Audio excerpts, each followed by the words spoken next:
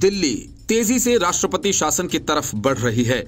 दिल्ली के मेयर और deputy mayor का चुनाव टलना राष्ट्रपति शासन की तरफ बड़ी वजह बन सकता है। उसके बाद हाईकोर्ट की टिप्पणी से भी कुछ ऐसे ही संकेत मिलते हैं, जिसमें कोर्ट ने साफ तौर पर कहा कि दिल्ली में कहीं कोई और काम नहीं हो पा रहा, इसके पीछे केजरीवाल का सत्ता मोह है, इसलिए वे गिरफ्तार होने के बावजूद इस्तीफा नहीं दे रहे। मेयर का चुनाव टलने के बाद सवाल उठ रहे हैं, क्योंकि उपराज्यपाल ने स्पष्ट कर दिया या तो सीएम सलाह देकर फाइल महापौर चुनाव के लिए पीठासीन अधिकारी की फाइल भेजें। अब ऐसे में जेल से सरकार चलाने पर अड़ी आम आदमी पार्टी के लिए संकट की स्थिति उत्पन्न हो गई है और इसके लिए या तो कोर्ट से कोई निर्णय हो या फिर सीएम जेल से बाहर आने के बाद इस पर निर्णय लें, तभी दिल्ली को नया महापौर मिल सकेगा। अगर सीएम जेल से बाहर नहीं आते हैं और कोर्ट से भी इस मुद्दे पर समाधान नहीं निकलता है तो संभवतः ये प्रक्रिया तब ही एलजी स्वयं पूरी कर सकते हैं, जब दिल्ली में चुनी हुई सरकार न हो।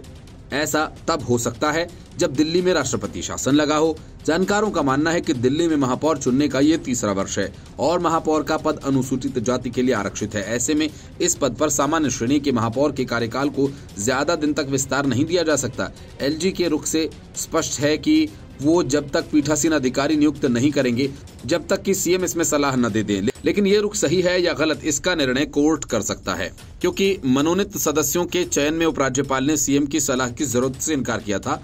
अब एलजी पीठासीन अधिकारी की नियुक्ति के लिए सीएम की सलाह को जरूरी बता रहे हैं।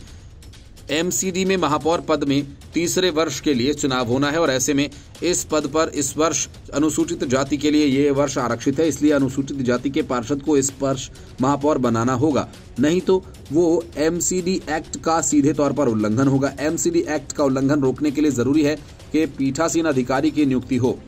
ये तभी होगा जब सीएम जेल से बाहर आकर फाइल साइन करें या फिर कोर्ट में इसमें कुछ दिशा निर्देश जारी करें। अगर कोर्ट से इसका कोई रास्ता नहीं निकलता है तो एलजी को दिल्ली में राष्ट्रपति शासन लगाने की ठोस वजह मिल जाएगी।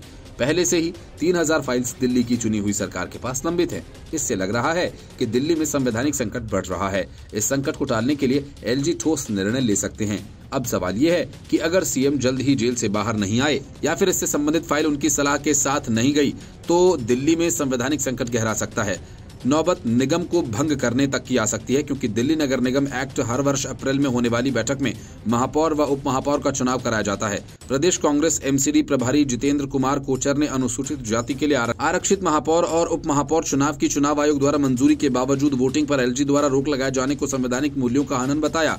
उन्होंने कहा कि यह दिल्ली के अनुसूचित जाति समाज का अपमान है। Bureau report, news of India.